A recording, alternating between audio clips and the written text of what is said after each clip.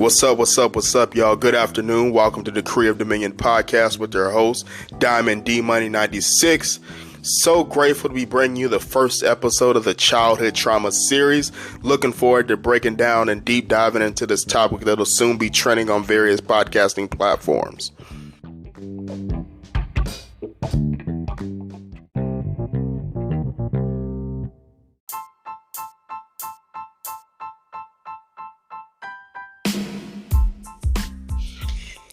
Childhood trauma is just one of those topics I feel like it's not talked about enough.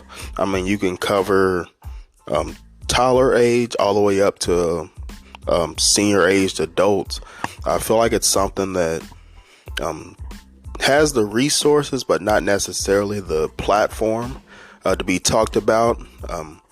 Just as a middle-aged, mid-20s year-old man growing up in America, I just feel like everybody kind of silences themselves and holds everything in. And if you look at some of the decisions that starts in early childhood, from toddlers all the way up to significant life-altering decisions that adults make, if you really look at the psyche of various individuals that have made different life-changing, life-impacting decisions, whether it be positive and negative, I feel like that childhood trauma takes a toll and could either bend or break certain individuals.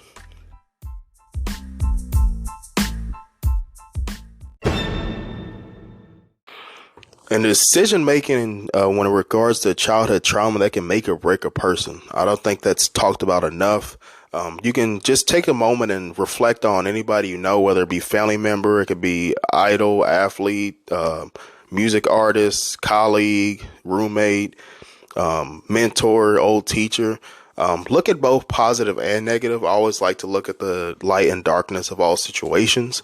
And so with childhood trauma, there's many individuals that in everyone's life, if you reflect, that have, led to either dark, life-altering negative paths and also light, positive paths. We all know somebody that, had a rough upbringing growing up, but turned into a great executive in a corporate America, or maybe a entrepreneur owning their own business. We also know individuals that had a poor upbringing that ended up on drugs or in the jail cell, or even worse, buried 6 feet under. And so with that being said, you want to just look at different aspects of childhood trauma, and that's what we'll be covering in this podcast series. But first, I want to just start on my backstory. I think that's really important to understand where I come from and my relation to this topic. And so I currently reside in Indianapolis, Indiana, so everyone in the 317 stand up. Born and raised in Lexington, Kentucky, about 3 hours south of Indianapolis. So all my A59 University of Kentucky crew, make some noise. If you like horse racing, you're cool too. And so grew up in a two-parent household. Father was both physically and verbally abusive. And so just going through different childhood trauma and relates to that. It gives me the credibility of this topic.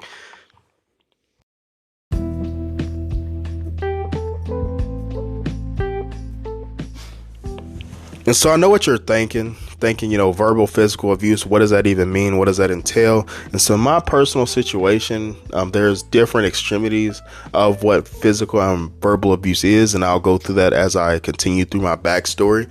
And so just growing up, looking back, now as a father of twin boys going into first grade at the end of this year, when you really look at it, trauma is not concrete. It's very subjective. It can mean different things for different people. It's very diverse when it comes to your own confirmation bias, if you will. And so in one person's point of view, it's abuse, and another person, it's justified. And so I'll leave that up to the viewers to decide. Take a moment and just reflect on your own journey, reflect on your own story. Whether you were abused or been through childhood trauma to an extremity, or whether you maybe haven't had that situation. I know that you know somebody that had went through that, a close childhood friend, a close family member, if you will. And so just reflect on that as you listen to the podcast, and we kind of go through the backstory. And so a little bit of my story. Parents didn't start out with money. And so grew up in a small apartment on the east side of Lexington, Kentucky, in Regency Road apartments. Just remember being in kindergarten, parents, dad worked for Alltech. They run the World Equestrian Games, if you like horse racing. I just remember my mom juggling 2 jobs just to make ends meet, at different fast food like Hardee's, McDonald's, different fast food joints, as well as different warehouse jobs, if you will. And so growing up, didn't have a lot of money. Like I said, did have a younger sibling, 2-parent, 2-kid household. Sister, 3 years younger than me. She's 24. I'm 27. And growing up, me and my sister had a great relationship. And so that allowed me personally to overcome that childhood trauma, that physical and verbal abuse, a little bit more concretely. And so it could just be simple things. It's, just looking back as a father, it's, what you say to your kids. It's, it's the physical with the whooping and the belt. I'll let the viewers decide. You guys decide on, in a poll, maybe, whether you agree with disciplining your kids physically, or if you prefer a more constructive, maybe speaking to them, or a timeout scenario. So everyone has different parenting styles, so I'll leave that up to the viewers. And so just going through my backstory, like I said, grew up in that 2-person home. Didn't have money as a family till I was about 8 years old. When I was about 8 years old, we moved into a duplex. And so those of you that don't know what a duplex is, it's basically a house split in half. So we were on the left side, Stanford Drive, growing early childhood from about 8 to 11 years old. So things really started to blossom in regards of family money. My mom was able to get with a reputable warehouse company called Rock 10. So we were able to move into a really big house off Galahad Drive.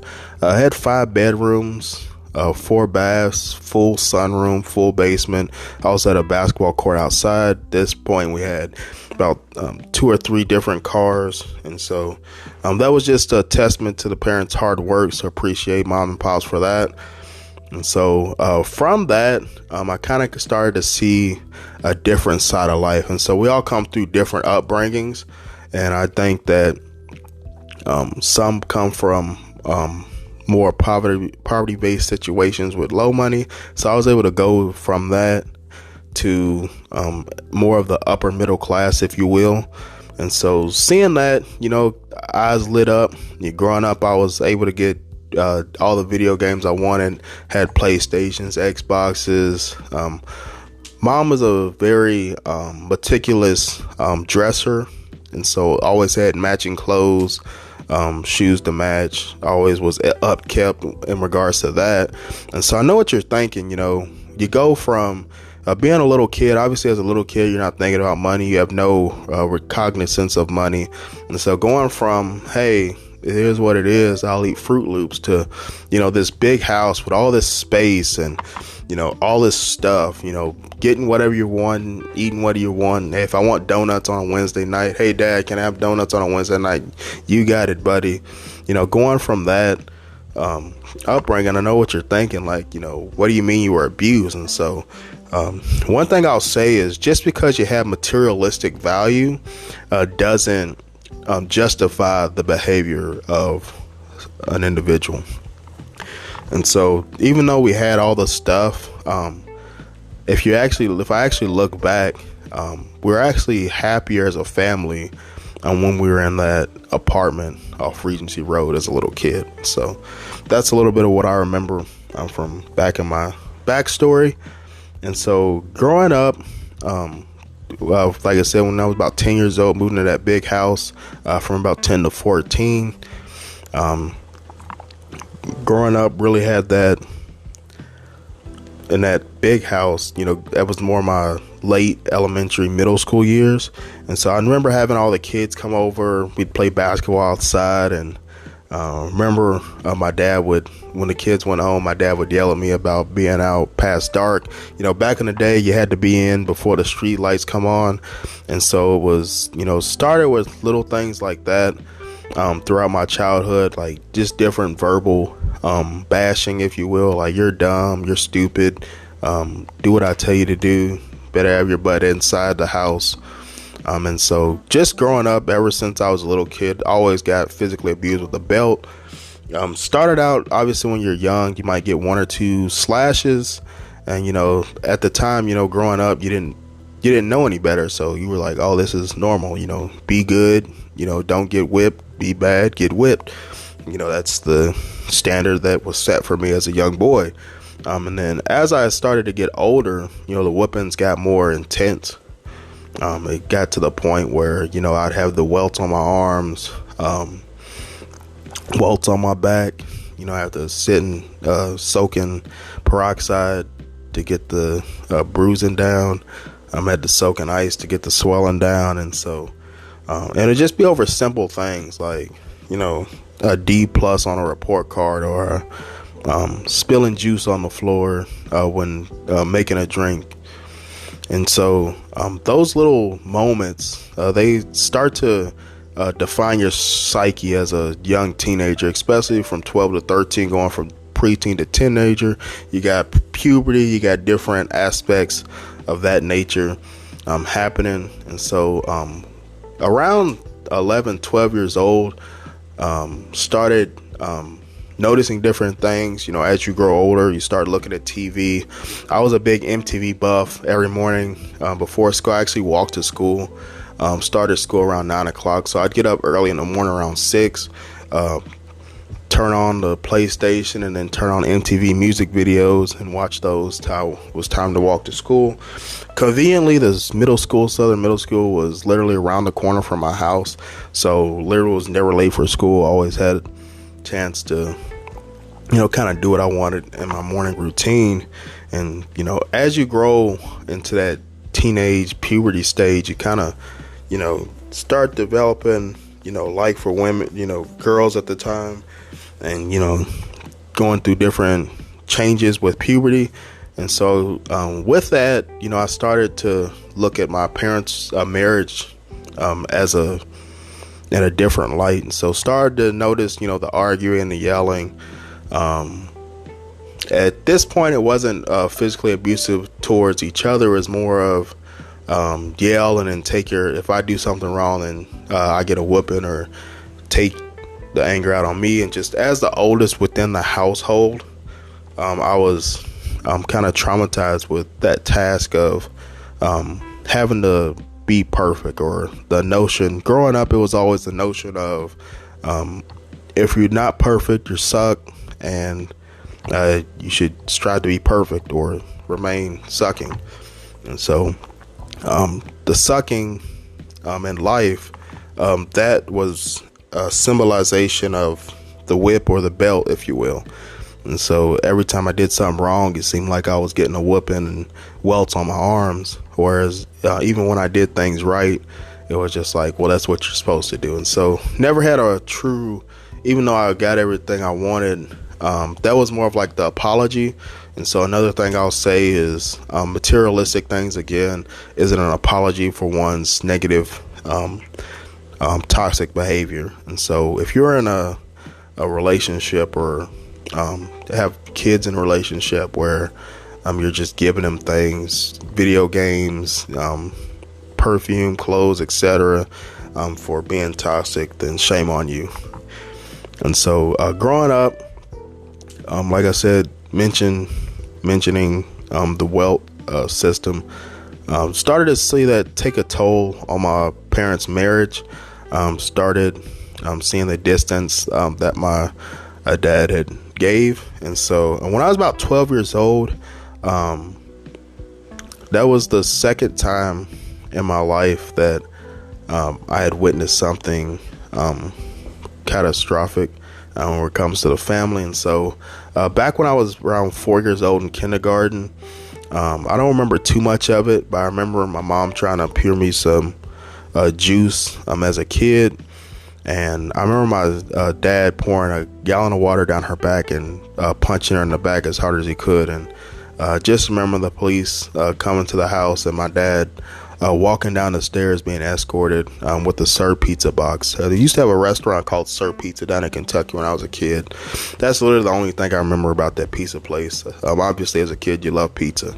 And so that was kind of fuzzy at the time. Like I said, I was only 4 years old. But this time, fast forward to I was 12 years old. In middle school, situation had happened while I was actually attending school. From what it was told to me, my mom was on her phone with a friend. At this point in their marriage, my mom actually would sleep downstairs in the basement. We had a full guest bedroom in the basement, and so my mom would sleep down there, and then let my dad sleep upstairs in the room. And so at this point, while I was in school, they had a domestic dispute. All I know is coming home from school. Back then, I didn't have a cell phone. Actually went through school, had a little Nokia flip phone. Later on, around 8th grade, but at this point it was like 7th grade, so I didn't have a phone at the time. And so got home, got home around 4 o'clock, so we'd always play basketball.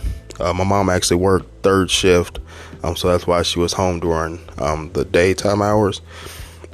And so kind of got called into the house, went through the normal routine of doing homework, and noticed my mom's face, half her face was carpet burned. And she kind of set me and my sister down and explained what had happened. And so at this point, my dad had been taken to jail.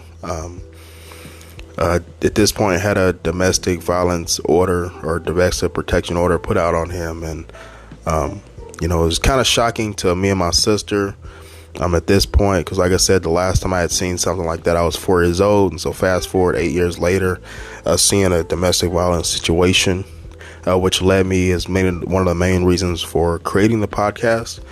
And so going through that trauma of, hey, if you're on the outside looking in, all my friends, saw us, the big basketball court. He's got, 2 or 3 cars. We had, a Saab 2-door manual transmission stick shift Saab, had the Impala, had the Cadillac, had the SUV. So you had 2, 3, 4 different cars in the driveway, full basketball court, all the new video games, well kept in school. So from the outside looking in, it looked like we had the quote unquote American dream, or the perfect childhood, if you will. But inside, behind closed doors, it kind of started to deteriorate from there. And so from there, I remember my dad getting out of jail and going to live with my grandmother, who was across town. And so I actually only would see my dad Sundays at church. And so they kind of had a period where they had dispersed, if you will. And so just growing up, like I said, dad was always verbally abusive towards me, pitting my sister against each other. And that's what I'll talk about in the next episode in regards to sibling warfare. But that's a little bit about where my backstory was at this point. Fast forward to that, my mom ended up taking my dad back. At this point, didn't file for divorce or anything yet. And so that was kind of the stigma. I know there's anybody can look back at a situation where it be themselves or a parent or a friend. I'm kind of staying in the toxic relationship situation for the betterment of the children, or for financial situation, living situations, etc., or just flat out love. Some people call it lust, some people call it love, but when you've been with somebody your whole life, my parents were married 14 years. Mom had me when she was 21 years old, and so basically a couple of years removed from high school. They got together, had me, and then shortly after she found out she was pregnant with me, got married. And so fast forward to when I was about 14, I remember it very Apparently, at this point, as a established teenager at 14 years old, it was already this point my mom, just from what happened 2 years ago, it kind of spiraled out of control from there. And she had was filing for divorce. And so just going through, what's that going to look like? Obviously, growing up, two-parent family household, you just know that, you never dealt with, seeing dad on the weekends or joint custody or anything of that nature. Those words were foreign to me. And so, remember when I was 14 years old, it was Thanksgiving, 2010. We went over to my Aunt Loretta's house. She had a haul. Every appliance in her house was teal, by the way. So if you're a teal lover, shame on you. That color is stained in my memory forever. And so literally teal toaster, teal oven, looked like Cat in the Hat house. But go over there. We rotated houses every year at Thanksgiving. And so we went over there Thanksgiving 2010. Vibe was off. Looking back, it was just, dad was acting weird. Really wasn't talking much. That last from when I was 12, when that first situation had happened, where I had to live with my grandmother, to like trying to come back from that. Just relationship with my mom just wasn't happening. Like, she was set on divorce. Like, that's the final answer. Like, there's no coming back from this. Like I said, at that point, it was third or fourth time he had put hands on her. Third that I had witnessed, but fourth to my knowledge after the fact. And so it just was a weird, eerie Thanksgiving dinner. Like I said, playing with cousins, doing the normal sit at the kids' table, regular Thanksgiving food. Any Thanksgiving down south, you got all the fixings. And so that night, my sister had ended up staying the night with my cousin. So she had went home with my cousin that night, and so I went home with my dad. And so just a regular night, obviously full from food, went to bed. And so big thing that happened was that next morning. So Black Friday morning, around 9 a.m. That Friday morning, it was icy cold, snow outside. So that was back when the weather actually made sense. And so I just remember vividly hearing my mom scream my name and me jumping up out of the bed. And so I ended up running into how the house was, the front door, the living room, make a right, down the hall was the 2 bedrooms. So open the door. I always leave my door closed. Open the door, ran outside to see what was going on. It was came out to my dad hitting my mom. And so at this time, you have to remember that, just a side note, quick notation, if you will, I actually wore contacts at the time. And so I actually hadn't even put my contacts in. And so, I have astigmatism, so vision's kind of blurry, but I know what I saw. Not that blurry, but so kind of ran outside to my mom. I'm kind of getting beat on by my dad. And so this is my first time actually witnessing like an actual beating in person. And so I'm kind of like, pushed him off.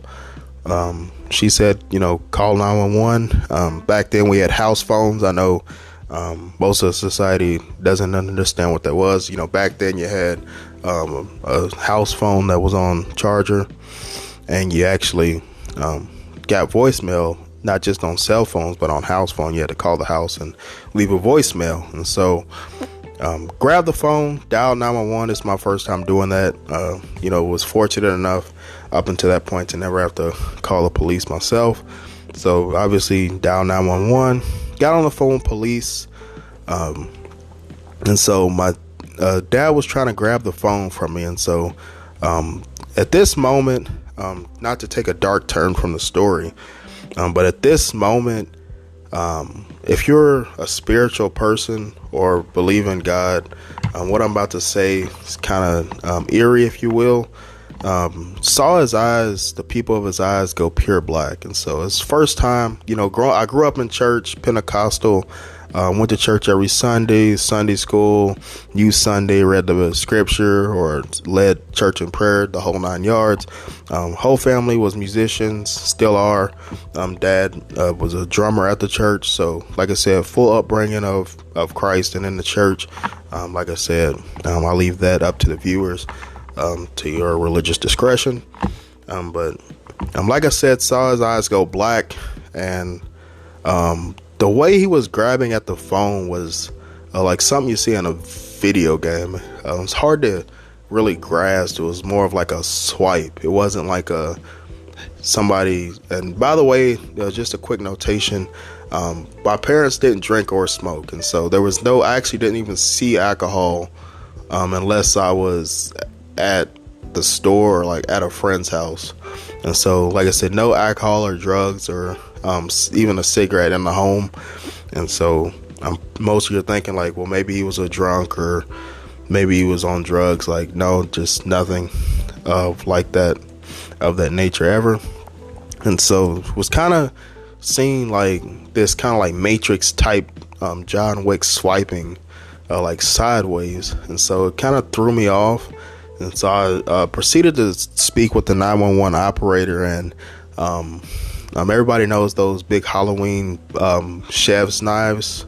And so he ran to we're actually in the kitchen, the house phone was in the kitchen, living room, like it's an open door going into the living room from the kitchen. So my mom was like laying on the ground in the living room while I'm on the phone during this 911 call, and grabs a knife, and the biggest knife he could we had a Jinsu knife set. I still remember it, stainless steel.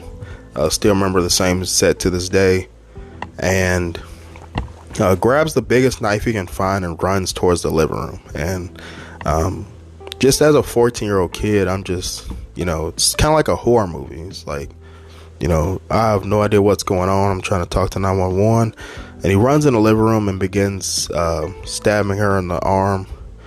And at this point, I kind of frantically like explained to the 911 operator what's going on. I run into the living room to kind of like fight the knife away. Ended up with 13 stitches in my hand from that. Ended up fighting the first knife away, and kind of like he kind of like was staggered, like pushed the knife under the couch, so that knife was gone. Ended up my mom told me to run into the room and shut the door. So like I said, she was trying to protect me. And so there was actually two house phones. There was one in the kitchen, one in the bedroom. So I ran to the bedroom, obviously bleeding from my hand, frantically. Luckily I left the phone. Quick tip on 911 calls, leave the phone call open so the operator can hear and like triangulate the location. So I was the kitchen phone was still in the living room, like everything being heard. And so I actually ran, obviously not knowing where the phone was, ran into the bedroom and grabbed that phone and just pressed the talk button and started speaking. With the 911 operator. Police at this point were en route already, frantically trying to rush over. And so I remember my mom screaming again and me running back out in the room because he had grabbed another knife. And so he had grabbed the bread cutting knife, if you will. And so I remember fighting the knife away, trying to fight the knife away. And I remember him like on top of my mom with that knife, like about to stab her neck. And me laying on the couch, there was a coffee table by the couch, and it had this big metal, like glass, not metal, it's like a glass vase. And all I knew was like if I didn't do something quick, like my mom was gone. And so ended up grabbing the vase, cracking it over his head. It ended up dazing him, like knocking him out momentarily. This felt like a whole hour endeavor, but it was probably like maybe 5 to 7 minutes, if that. All I remember is the cops rushing through the door and detaining my dad and escorting me and my mom to the ambulance. And so that's a little bit of like my most traumatic childhood trauma experience, basically having to save my mom's life. And so from there, obviously this was in my hometown of Lexington, Kentucky. Had a grandparents lived in Columbus, Indiana. That's why I ended up moving up to Indiana. But that's just a little bit of my backstory of, what I went through in regards to childhood trauma. And so hope that enlightened you. That's just a quick excerpt, just a little backstory, first episode of the Childhood Trauma Decree of Dominion podcast series. This has been your host, Diamond D Money 96. I hope you guys give me a like, follow, 5-star review on all podcast platforms, including Spotify, Apple Podcasts, etc. And hope to see you guys in the next episode.